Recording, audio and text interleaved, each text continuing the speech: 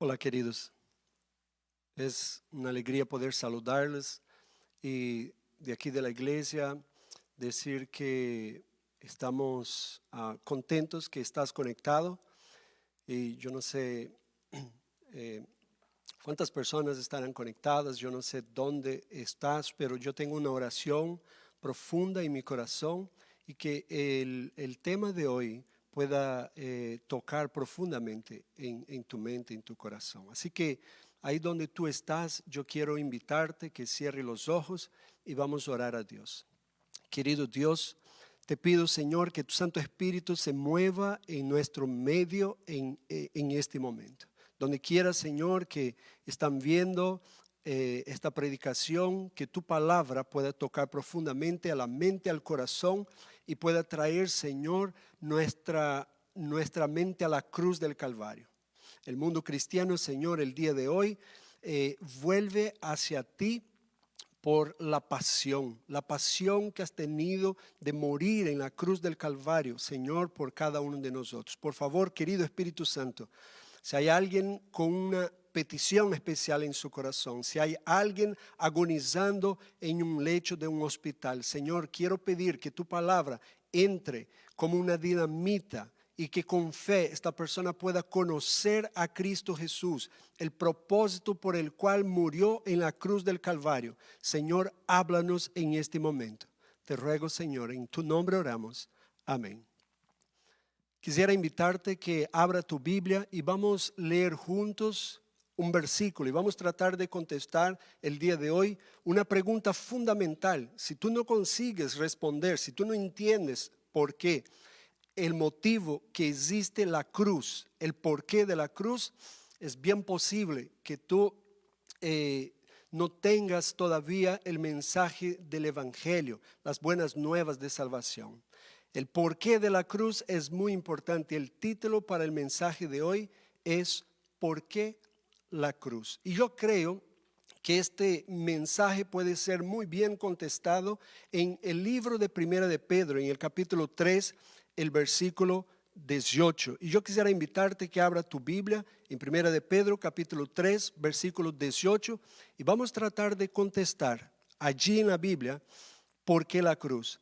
Yo creo que hay 4 verdades maravillosas que vamos a estudiar el día de hoy solamente en ese versículo. Vamos a ir a otros versículos, pero allí yo quisiera, y es mi oración, que el Espíritu Santo de Dios pueda hablarte a tu corazón, hablar directamente en tu vida y tú puedas entender el propósito de la cruz. Así que vamos conmigo, por favor, a Primera de Pedro, capítulo 3, versículo 18. Dice así: Asimismo, Cristo padeció una sola vez por los pecados, el justo por los injustos, para llevarnos a Dios, siendo a la verdad muerto en la carne, pero vivificado en el Espíritu. El propósito número 1, la verdad número 1 que yo quisiera destacar en este versículo es el propósito de la sustitución de la cruz. ¿Qué es lo que está ocurriendo aquí en este versículo? Nosotros encontramos que Jesús, Él dio su vida por tu vida, por mi vida. Si Jesús no hubiera dado su vida por ti y por mí, nosotros nunca llegaríamos a ser salvos. Ahora ven de nuevo conmigo aquí al versículo y marca, subraya, porque eso es muy importante. Mira lo que dice el versículo nuevamente. Porque Cristo también ha sufrido por los pecados. Y mira ahora esto. El justo, ¿quién es el justo? Ese es Cristo Jesús. Por los injustos. Y quiero decirte, amigo, los injustos somos tú y yo. Nosotros somos los injustos. Ahora quiero decirte una cosa. Dios perdona el pecado. Ahora, ¿cómo Dios perdona el pecado? Es muy interesante. Y tienes que entender eso. Debe haber un sustituto. Es decir, tiene que buscar a alguien que pague la pena del pecado. Dios no puede simplemente pasar por alto el pecado. Necesita el pecado ser pagado. El precio del pecado tiene que ser pagado. Pero si Dios pasara por alto el pecado, entonces Dios no sería un Dios santo. Más que un juez que cuando pasa por alto a un crimen. Dios tendría que llevar a cabo la condenación. Hay un dicho en la jurisprudencia, en las leyes, que cuando un hombre culpable es absuelto, el juez es condenado. Es decir, si un juez bondadoso absolve a una persona, aunque tenga un crimen, ese juez se transforma en el criminal. ¿Entiende lo que estoy diciendo? Es decir, vamos a decir que tú tienes que ir delante de un juez y este juez se pone como bondadoso, bonachón y dice, ¿sabe qué? Yo sé que tú has matado a alguien, pero yo no te voy a condenar. En ese momento, ese juez se transforma en el criminal, porque la ley dice que si tú matas a alguien, tiene que ir a la cárcel, tiene que ir a una condena perpetua en algunos casos, en algunos países. Así que el juez tiene que llevar a cabo esta condena. Ahora, si Dios simplemente pasara por alto el pecado sin castigarlo, Dios se derrumbaría de su trono, de su santidad. Si tuviera que revisar todos los lexos, todos los diccionarios bíblicos, todo lo que dice la Biblia sobre Dios y pudiera resumir en una palabra, ¿qué palabra tú dirías para explicar a Dios? ¿En qué palabra tú resumirías? Dios es... Y yo te puedo casi que escuchar allí en tu casa llenando la frase y diciendo, Dios es amor. Pero yo te quiero decir una cosa, en mi opinión, Dios es amor. Y eso es una bendición, Dios es maravilloso, Dios es un Dios de misericordia. Pero quiero decirte una cosa, la Biblia dice, y yo te quiero llevar Apocalipsis, y vamos a leer juntos en Apocalipsis el capítulo, yo lo tengo aquí, Apocalipsis el capítulo 4, versículo 8. Dice el versículo, Dios es santo, y dice así, santo, santo, santo, Señor Dios Todopoderoso. ¿Sabe? Si yo pudiera resumir en una palabra, yo diría, Dios es santo. Ahora, Dios es un Dios justo y santo y el pecado debe ser castigado. Dios no puede pasar por alto el pecado. Entonces, Dios debe castigar el pecado. Pero yo no te estoy contradiciendo. Yo no te estoy diciendo que Dios no es amor. Dios es amor. Ahora, aquí hay un problema. Si Dios es santo y Él no puede simplemente pasar por alto el pecado, pero Dios es amor. Dios es bueno, Dios es misericordioso. Debe haber una solución para ti y para mí. Debe haber una manera por la cual Dios lleva a cabo la sentencia. Sin embargo, Él también muestra su bondad y su misericordia. Dios es amor. Ahora nosotros somos pecadores. Nosotros somos pecadores por práctica y el mundo rechaza la idea del pecado. Déjame decirte una cosa, si tú vas ahora a las noticias, tú vas a encontrar todo tipo de noticia, principalmente sobre el coronavirus. Y tú vas a encontrar naciones enteras pereciendo, pero tú no vas a encontrar en un headline de una noticia, de un noticiero que dice así, nuestra nación está sufriendo, está muriendo porque nosotros somos pecadores. No se habla de eso en las noticias. Las naciones no hablan de eso, la gente no habla de eso. Tú lees sobre pornografía, sobre embriaguez, tú lees sobre drogadicción, sobre todo tipo de caos, pero la palabra pecado ni siquiera se menciona. Quiero decirte que Dios, en su amor infinito, Él tenía un plan. Dios rechaza el pecado, Él no soporta el pecado. Así que en su sabiduría Dios tenía que juntar su amor con su santidad y traer un plan para salvar a los injustos. Y el versículo dice, el justo dio su vida por los injustos. Así que Dios tenía en su corazón, en su mente, un plan por el cual el pecado podía ser castigado. Y sin embargo, el hombre podía ser perdonado. Y es ese método que nosotros llamamos la sustitución. Dios toma tu lugar y toma mi lugar. Así que la primera verdad maravillosa que nosotros encontramos aquí es, en este versículo, Dios da su vida por tu vida y mi vida. Hay una historia maravillosa en la Biblia en que nosotros podemos ver cómo Dios ya tenía planificado esto. En la historia de Abraham, mucho tiempo antes de que Cristo Jesús venga, de que Jesús muera en la cruz del Calvario, Dios fue y dijo a Abraham, Abraham, el padre de la fe, Abraham, ven acá, quiero hablar contigo. Tú vas a tener un hijo. Todas las naciones serán bendecidas por ti. Y llamaremos a este hijo Isaac. Muy interesante. Antes de naciera el hijo, Dios profetizó que él iba a tener un hijo. Es decir, el hijo de la promesa, profetizado. Y antes de nacer, Dios le dijo el nombre que tendría. Isaac es un antitipo de Jesús, es un ejemplo de Jesús. ¿Sabe? Jesús antes que naciera se le fue dicho y pondrá el nombre, y le dio el ángel el nombre, le dijo, lo llamará Jesús, Emmanuel, Dios con nosotros. Y aquí en la Biblia se le dice a Abraham, ¿sabe qué, Abraham?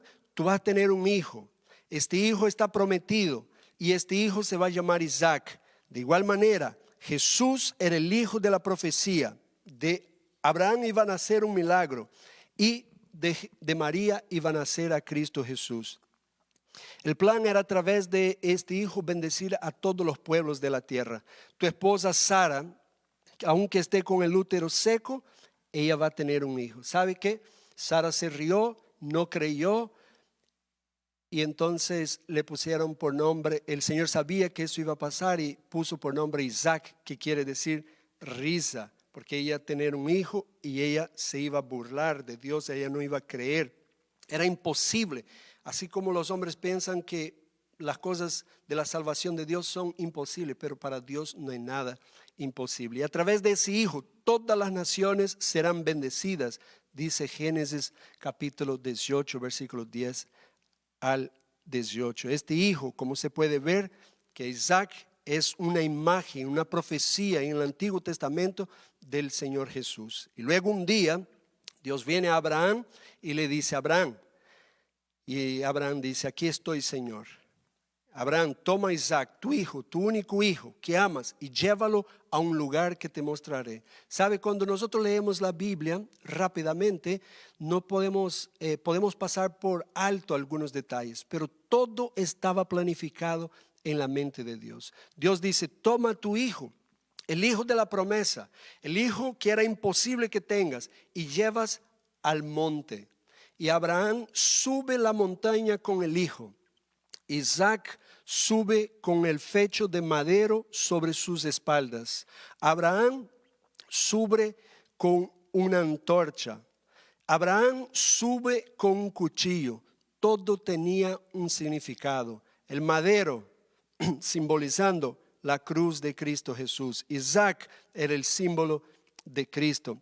Abraham, la antorcha, simbolizaba cuando él iba a encender el sacrificio para quemar allí el cordero, simboliza la ira de Dios en contra del pecado. El cuchillo, Dios ejecutando su justicia.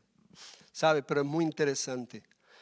Yo me imagino que por un lado del monte Moriah estaba Abraham subiendo la montaña con su hijo, y por el otro lado de la montaña, sin que Abraham supiera, sin que Abraham viera, Dios estaba ejecutando su plan y estaba subiendo el cordero. Y cuando Abraham estaba a punto de ejecutar a su hijo, el ángel viene y dice, Abraham, no lo haga, porque yo sé que has tenido fe. Y el ángel para Abraham para la mano y él no ejecuta. Abraham alza el ojo y ve allá en el matorral el carnero coronado por espinas, en medio de las espinas, y atrapado, no podía salir de donde él estaba. Y ahora Abraham con su hijo, y yo me imagino esta escena, Abraham emocionado va, quita a Isaac de allí, que había por obediencia puesto la mano, por obediencia había dicho sin resistencia, así como el Señor Jesús, que sin resistencia fue llevado al matadero. Él dio su vida, nadie la quitó. Asimismo, Isaac, que era un joven, podía fácilmente haber huido, haber vencido a Abraham, haber corrido de ahí, pero Isaac se dejó atar las manos. Y en este momento, el momento más terrible, cuando Isaac había preguntado a su papá y había dicho: papi, yo veo el madero, yo veo el altar, yo veo el fuego, yo veo el cuchillo, yo veo todo listo para el sacrificio. Pero padre, yo no veo el cordero. Y Abraham hace una de las declaraciones más tremendas que existe en la Biblia. Y dice: Dios proveerá para sí el cordero. Queridos, la providencia de Dios. Abraham creyó y le fue imputada por fe. Y sabe, ambos, hijo y padre, ahora emocionados, ellos conmovidos, van y agarran el cordero y sacrifican. Abraham sabía que en aquel lugar él estaba ofreciendo, en lugar de su hijo, al cordero que Dios había providenciado. Así que Dios había sustituido al hijo por el cordero que él había providenciado. ¿Sabe? Cuando tú vas a la Biblia, tú encuentras que, estudiando ese tema maravilloso, todo gira en torno del cordero. Y nosotros vamos rápidamente ahora a la época donde Jesús estaba por ser ejecutado. Nosotros encontramos allí la imagen de la sustitución, hablando del cordero pascual. Los pastores que estaban cuidando de las ovejas en Belén, estas ovejas eran criadas para que sean sacrificadas. María tenía también un corderito. Juan el Bautista dijo: he aquí el Cordero de Dios que quita el pecado del mundo. Y ahí aparece Jesús en la semana de la Pascua, en la semana de la crucifixión. Jesús viene a la ciudad de Jerusalén, sobre la cima del monte de los olivos. Muy interesante, a través de la puerta oriental, y gritan: Hosana, Hosana, gloria a Dios, aleluya. Jesús, el Cordero de Dios, montado en un burro, atraviesa la puerta oriental. Al mismo tiempo vienen esos corderos de Pascua de Belén, el Cordero de Belén, los corderos de Pascua. Si ves, Isaac subiendo la montaña, el cordero, los corderos que iban a ser sacrificados. Dios había enseñado al pueblo que debían sacrificar el cordero. Ellos creaban los corderos para que sean sacrificados. Todo giraba en torno del cordero. María, nace Jesús allí en medio de los corderitos. Los sacerdotes estaban examinando para ver si los corderos eran puros para poder ser sacrificados. No podían sacrificar cualquier tipo de cordero. El cordero tenía que ser puro, tenía que ser perfecto por excelencia. Y así como ellos estaban investigando los corderitos, ellos también estaban investigando para ver si Jesús era perfecto. Estaban mirando a Jesús Cristo, el Cordero, y estaban criticándolo, interrogándolo y castigándolo. Y hasta tratando de encontrar algún defecto en él. Y dijeron, pero no podían. Y dijeron así en Juan 7:46. Nunca un hombre habló como este hombre. Incluso el despiadado Pilato tuvo que decir, no encuentro ningún defecto en él. Jesús, el Cordero perfecto.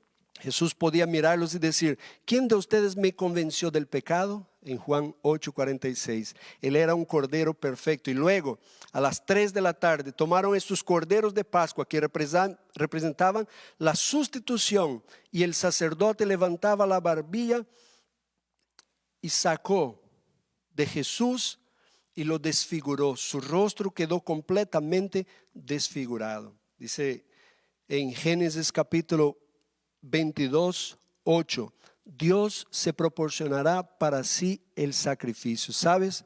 Jesús era aquel sacrificio que fue clavado, el Cordero de Dios que fue clavado en la cruz. Muchas gracias, mi amable. Muy bien.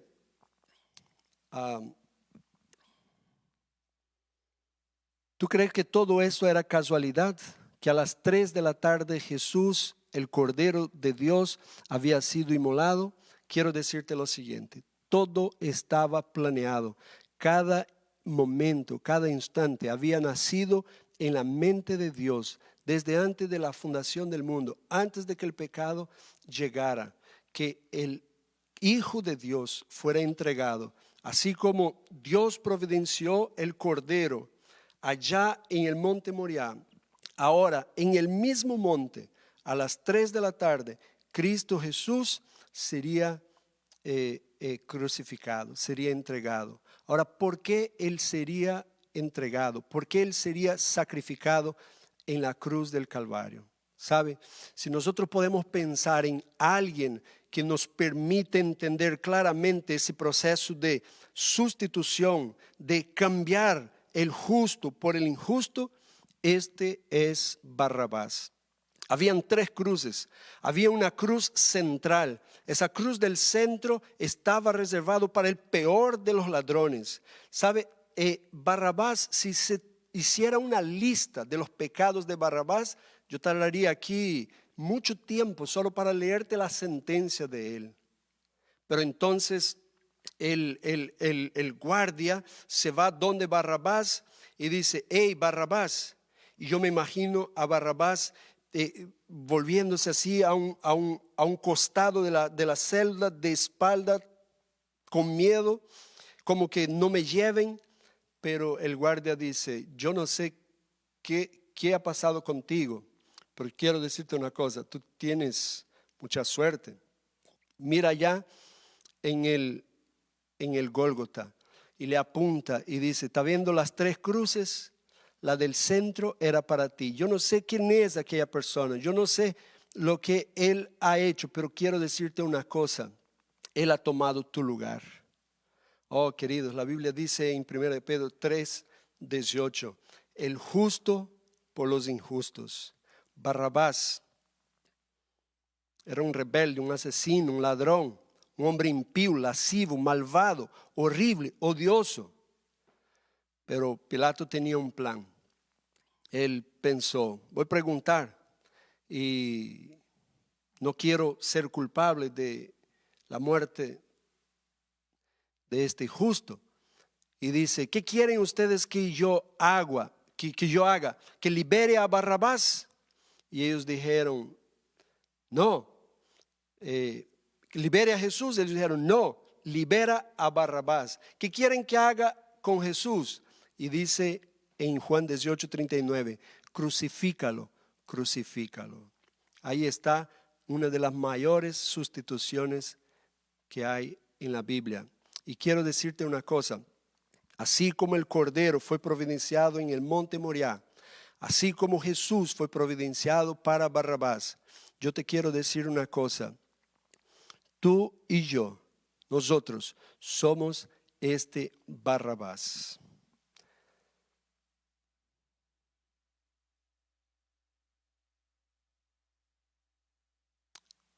Es maravilloso como Dios providencia todo para que podamos ver la lección del cambio que hubo, del justo por el injusto.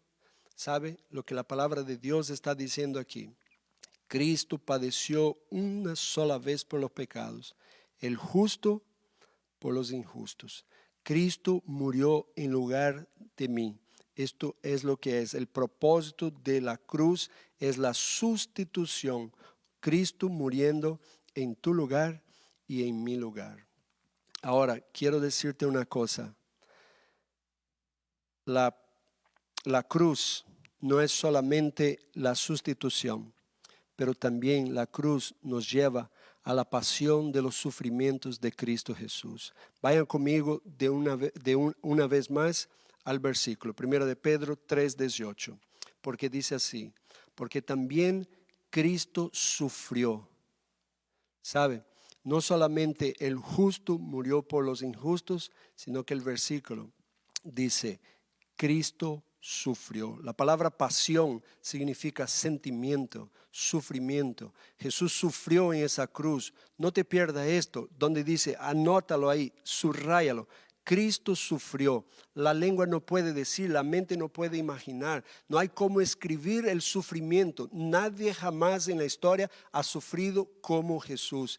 Su sufrimiento fue agonizante para que tú y yo no tengamos que padecer lo que Él padeció. Y quizás yo estoy predicando y habrá alguna persona que está enferma, quizás habrá alguna persona que está sufriendo o tiene un ser querido que está sufriendo. Quiero decirte una cosa. Hay algo maravilloso en el mensaje de la cruz, y es que no solamente el justo murió por el injusto, sino que el sufrimiento de Cristo Jesús es un sufrimiento para que no tengas que padecer lo que tendrías que padecer si Él no hubiera muerto por ti en la cruz. Porque quiero decirte, aunque el mundo no esté hablando, aunque las noticias no estén hablando, el problema principal del ser humano es el pecado. El pecado trae sufrimiento, y a menos que tú tengas alguien para que te reemplace, a menos que Jesús te reemplace, a menos que aceptes a Cristo Jesús en tu vida, tú estás perdido. Es muy importante que tú entiendas esto. Y vamos a analizar 3 partes del sufrimiento de Jesús. Primeramente vamos a ver el sufrimiento emocional. Lucas capítulo 22 del 41 al 44 dice así. Vamos conmigo al Getsemaní. Y allá en el Getsemaní dice, el que se apartó de ellos a distancia como de un tiro de piedra. ¿Hasta dónde podrías tirar una piedra? Quizás tú puedes tirar una piedra a 300 metros de distancia, yo no sé. Pero Jesús se apartó unos 200 metros de ellos. Y entonces dice, y puesto de rodillas oró diciendo, Padre, si quieres, pasa de mí esta copa, pero no se haga mi voluntad, sino la tuya. Y se le apareció un ángel del cielo para fortalecerle. Y ahora mira lo que dice eso aquí. El versículo 44, anótalo ahí. Y estando en agonía, oraba más intensamente. ¿Sabe? Jesús agonizó. No solo agonizó, sino que botó gotas de sangre. Yo estaba investigando sobre esto y hay un estrés que puede llegar a la vida de una persona en un momento.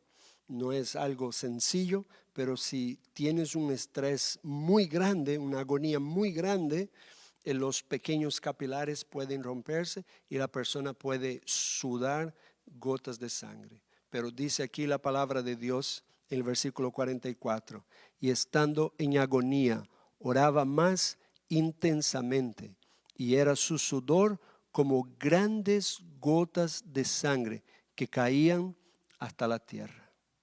¿Sabe, queridos?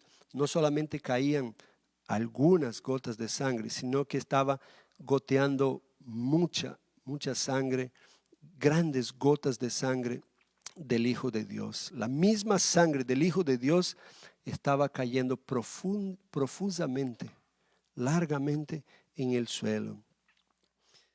La palabra de Dios dice, versículo 44, mi alma está muy triste hasta la muerte, en agonía, dice la palabra de Dios.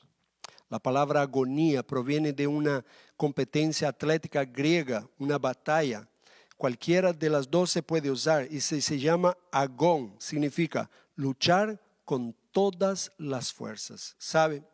Quiero decirte una cosa. Allá en el Getsemaní, cada vez que me acuerdo del Getsemaní, yo casi lloro porque Jesús estaba luchando. Pero te quiero decir una cosa.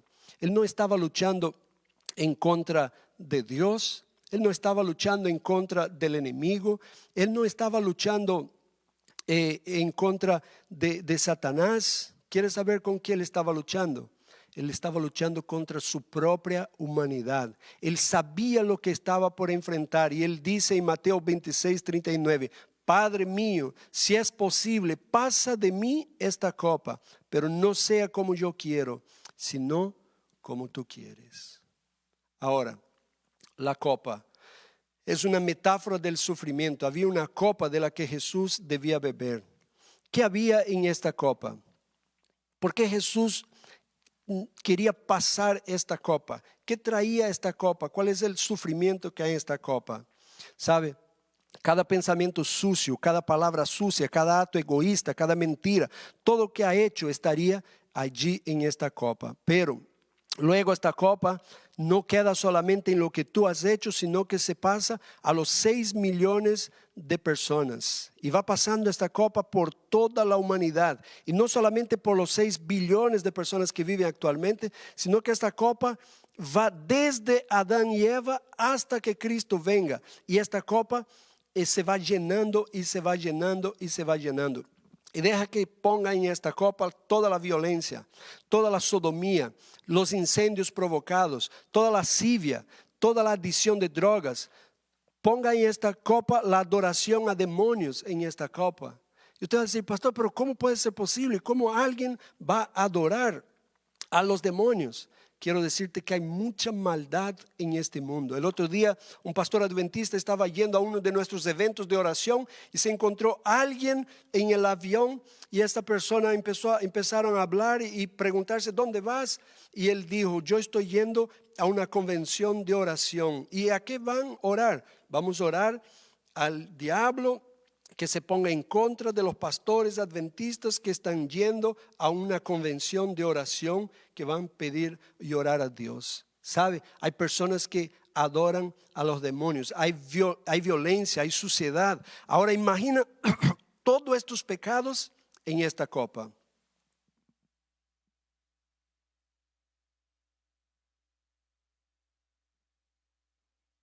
Y Jesús lo sabe, porque Él iba a ser el sustituto. Él que conocía, el que dice la palabra de Dios en 2 Corintios 5:21. El que no conocía pecado, Dios ha hecho pecado por nosotros. Jesús sabía que Él iba a tener que llevar esta copa y Él debía tomar nuestro pecado. Y Él debe poner estos labios puros, santos de Él, en esta copa sucia, llena de pecado, y Él debía beberla. Él no se convertirá en pecado, en pecador, pero se convertirá en pecado. Él, el Señor Jesucristo, sufrirá este sufrimiento emocional. Y ahora quiero que veas al Señor allí en el Getsemaní, en este sufrimiento terrible, en esta agonía terrible.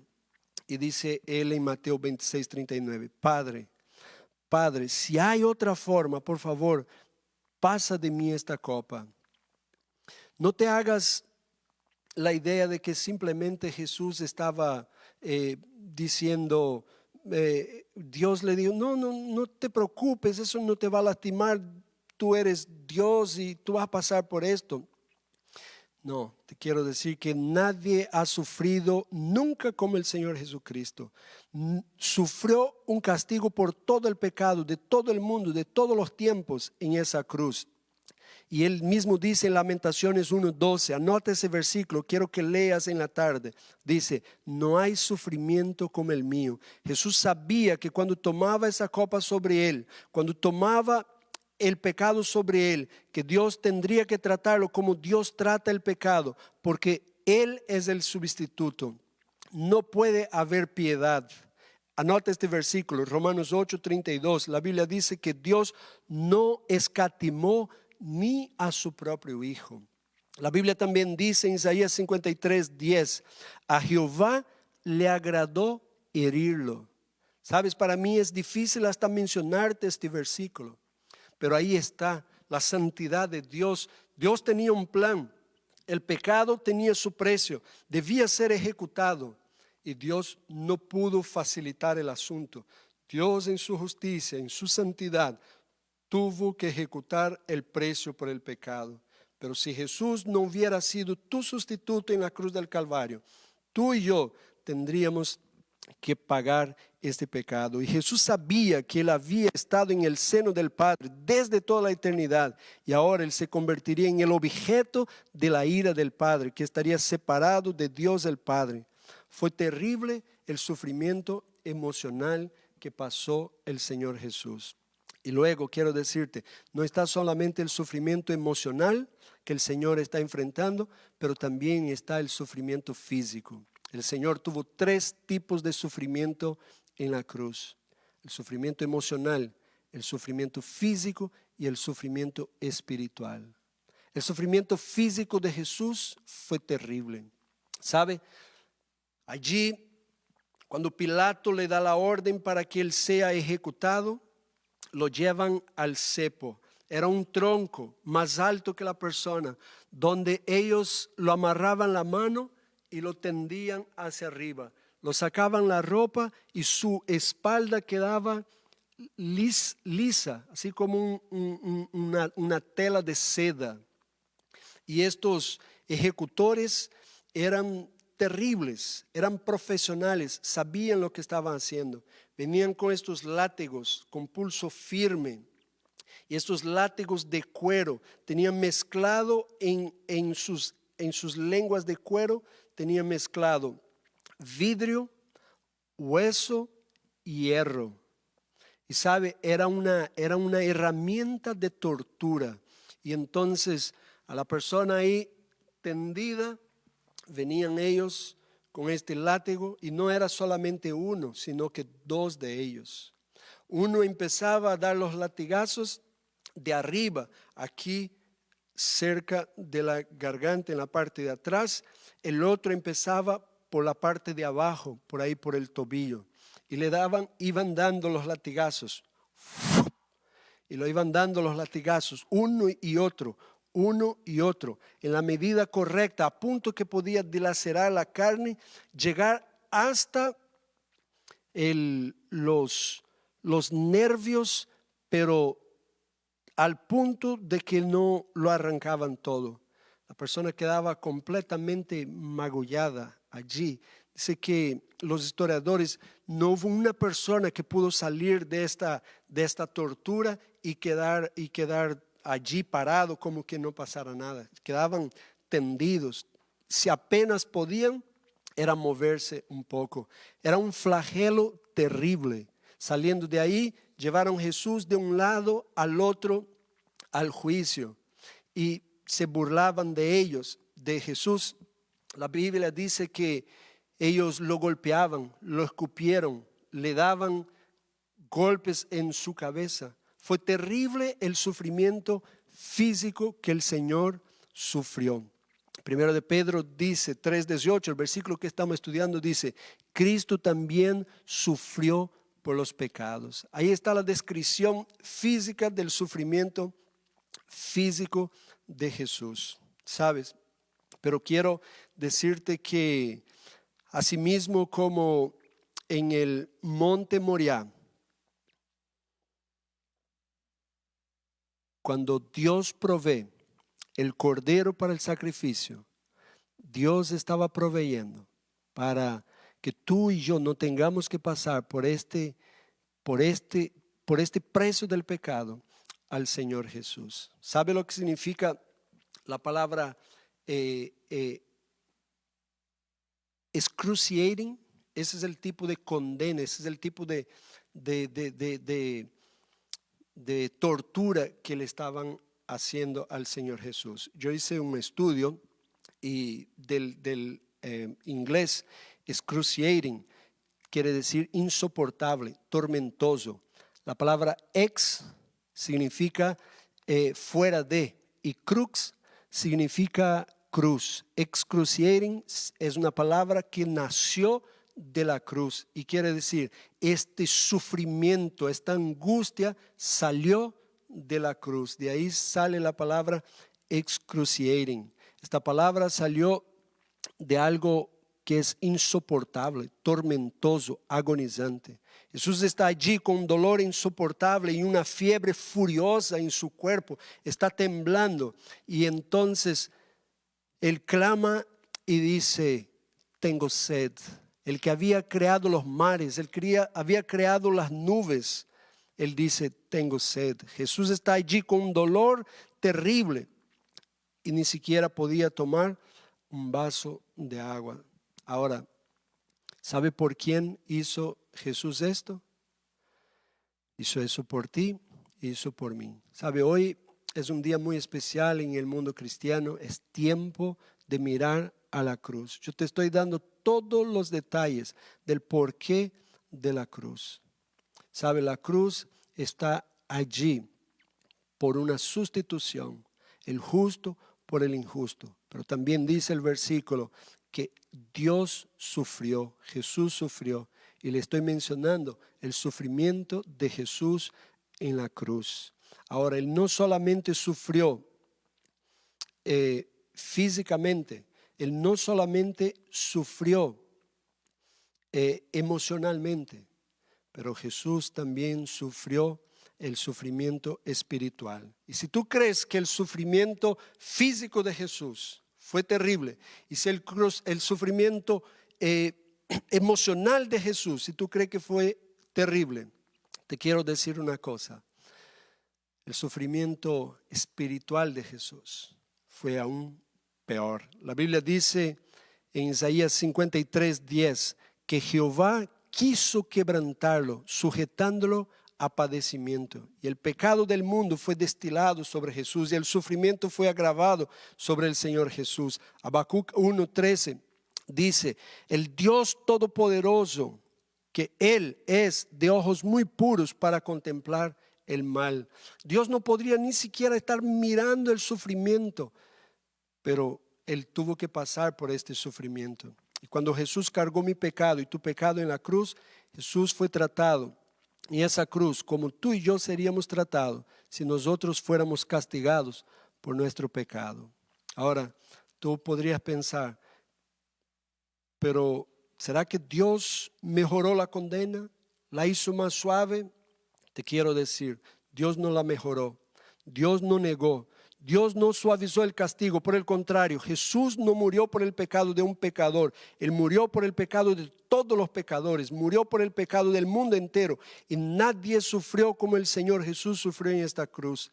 Pero el asunto por excelencia del sufrimiento no es el sufrimiento físico que Él tuvo, no es el sufrimiento emocional, pero es el sufrimiento espiritual. Cuando en la cruz, agonizando, el Señor clama y dice, en Marcos 15:34 está registrado y dice, Dios mío, ¿por qué me has desamparado?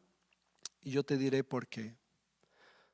Porque si Jesús no te salva, Dios tendría que abandonarte a ti. Jesús tuvo que pasar esta condena sola, lejos de Dios, porque si no fuera así, entonces tú y yo seríamos los que seríamos abandonados.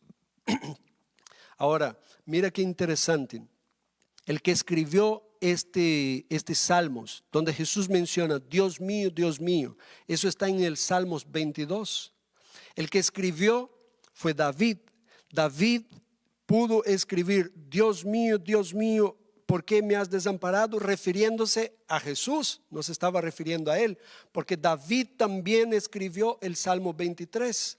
Y en el Salmo 23, como tú y yo sabemos, David dice, Aún el versículo 4, aunque yo ande en el valle de la sombra y de la muerte, no temeré mal alguno, porque tú estarás conmigo. Interesante. Jesús pudo mencionar el Salmo 22, pero Jesús no pudo mencionar el Salmo 23. Jesús pudo decir, Dios mío, ¿por qué me has desamparado?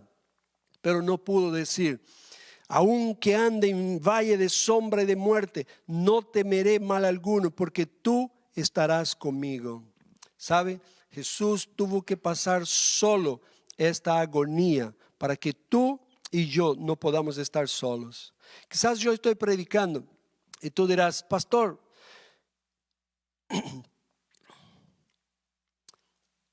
yo pensaba que estaba agonizando aquí en este lecho del hospital solo, pero ahora yo entiendo, yo puedo ser confortado por Dios. Yo he visto miles de personas mencionar el Salmo 23 y decir, aunque ande en valle de sombra y de muerte, no temeré mal alguno. ¿Sabe? Es maravilloso citar el Salmo 23, pero es terrible mencionar el Salmo 22. Jesús dijo, Dios mío, ¿por qué me has desamparado? Pero no pudo decir, aunque ande en valle de sombra y de muerte, no temeré mal alguno. Quizás tú tienes el coronavirus, quizás tú estás agonizando, pero quiero decirte una cosa, en la cruz hay una promesa maravillosa para que tú tengas la presencia de Dios, aunque sea en los últimos minutos de tu vida. Jesús tuvo que agonizar solo en la cruz, sin la presencia de Dios. Y hay una provisión maravillosa para ti, aunque estés agonizando. Y es la provisión maravillosa de la cruz del Calvario, donde tú puedes clamar, así como David, aunque ande en valle de sombra y de muerte, no temeré mal alguno, porque tú, querido Dios, estarás conmigo.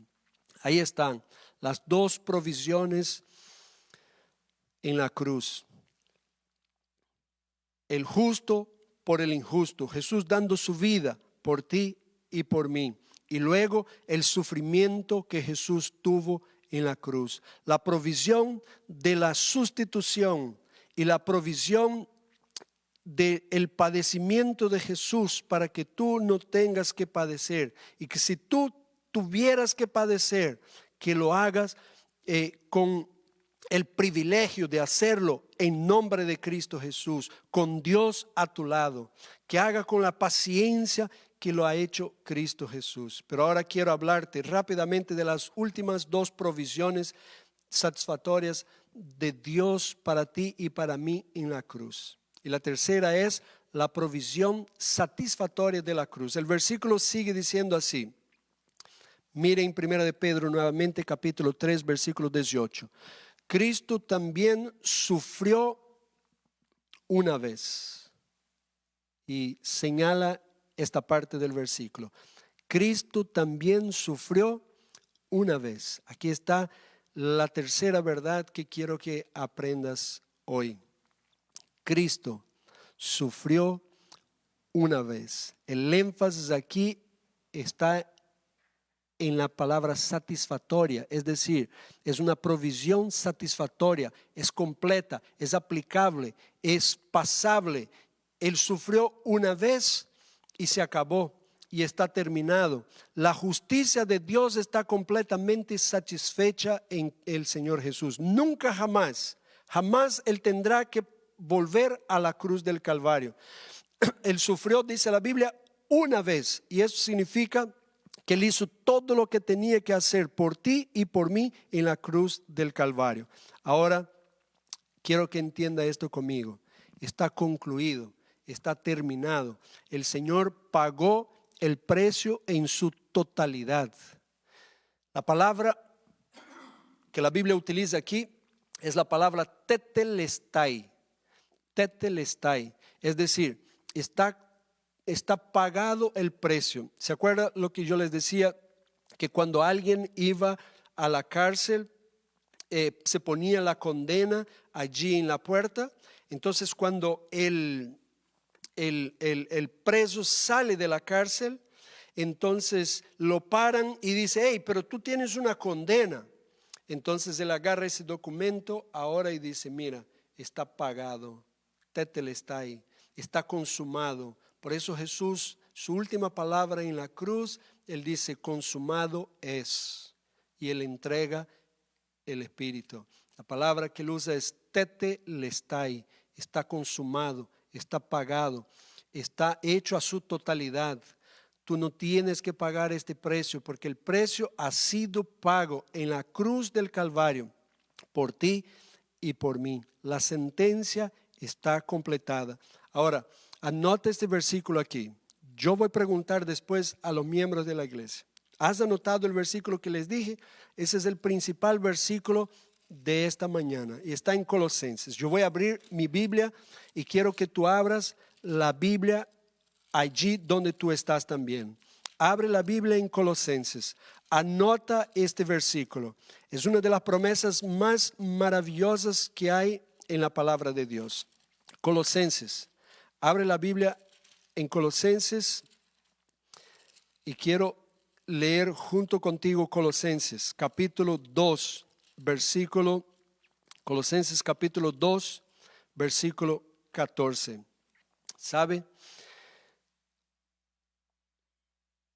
Aquí está lo que Jesús hizo con tu condena. Porque la Biblia dice que la paga del pecado es muerte. Y tú estás condenado. Tú eres este Barrabás, yo soy este Barrabás. Tenemos la condena de la muerte. Pero mira lo que dice Colosenses 2:14. Él, refiriéndose a Cristo Jesús, anuló el acta de los decretos que había contra nosotros, que nos era contraria, y la quitó de en medio, clavándola en la cruz del Calvario. Querido, ¿tú quieres saber por qué la cruz? Jesús dijo, tetelestai, está concluido, está terminado, y tu deuda queda clavada aquí en la cruz del Calvario. Cada vez que tú mires a la cruz del Calvario, recuerda 1 de Pedro 3:18, porque él dice en 1 de Pedro 3:18, Cristo también sufrió una vez, es decir, fue un sufrimiento terrible, pero fue completo, fue tetelestai, fue para pagar tu deuda y fue para pagar mi deuda. Y el cuarta verdad que yo quiero concluir contigo para que lleves este mensaje en tu corazón es el poder salvador de la cruz. Está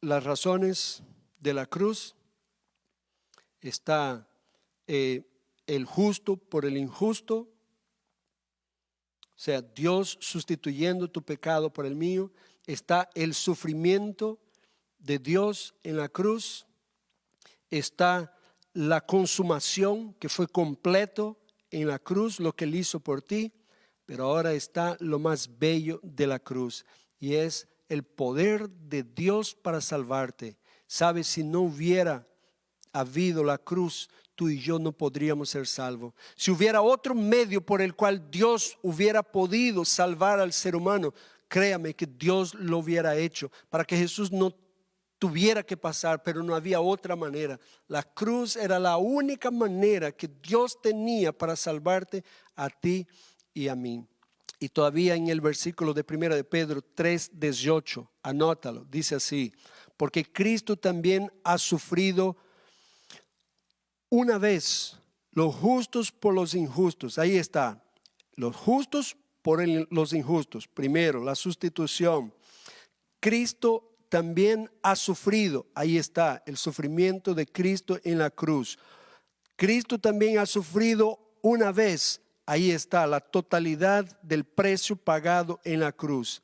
Ahora, aquí está lo más bello. Para que nos lleve a Dios. Te leo el versículo nuevamente. Porque Cristo también ha sufrido una vez los justos por los injustos, para que nos lleve a Dios. 1 de Pedro 3:18. ¿Sabe? Yo sé que si la iglesia estuviera personalmente aquí, ahora estarían diciendo gloria a Dios, aleluya, porque el motivo por el cual existe la cruz, ¿por qué la cruz? Para que Dios pueda llevar a ti y a mí para con Él. La razón de la cruz es que tú y yo podamos acercarnos a Dios. ¿Sabía que la Biblia dice en Romanos 5:10, fuimos reconciliados con Dios por la muerte de su Hijo? Gloria a Dios por esto. Dios no se reconcilia contigo, somos nosotros los que somos reconciliados con Dios. Y el versículo de 1 de Pedro 3:18 dice que nos lleve. Y aquí tiene la idea de llevar a una persona. La palabra griega aquí que nos lleve es el prosagaje, que significa tomar una persona y llevarla a la corte del rey. ¿Sabe, querido? Dios te quiere sacar de la situación que tú estés, de la manera como tú estás, y llevarte a la presencia del Rey, del Dios Todopoderoso. Debo ir a la casa por el camino de la cruz. No hay otra manera que esta. Nunca veré las puertas de la luz sin el camino de la cruz, si yo lo echo de menos. Si hubiera habido otra forma que Dios hubiera podido salvar al ser humano, Dios la hubiera tomado. Romanos 1:16 dice, y yo digo así como el apóstol Pablo, no me avergüenzo del evangelio de Cristo, porque es poder de Dios para la salvación. Ahí está, el mensaje maravilloso de la cruz es un mensaje que te lleva a los pies de Cristo Jesús, que te lleva a la corte del Rey. Ahora, yo quiero que mire aquí conmigo. Yo te quiero decir una cosa. Quiero que registre esto en tu mente. ¿Por qué la cruz? Porque Cristo murió por ti en la cruz del Calvario y te trajo aquí para que tú puedas ser salvo. Si tú estás aquí hoy es porque Dios quiere salvarte. El versículo dice, Cristo también sufrió una vez por tu pecado y por mi pecado. El justo, Cristo Jesús, por los injustos, por ti y por mí, para poder llevarnos a Dios. ¿Por qué la cruz? Por eso es la cruz. Que Dios te bendiga.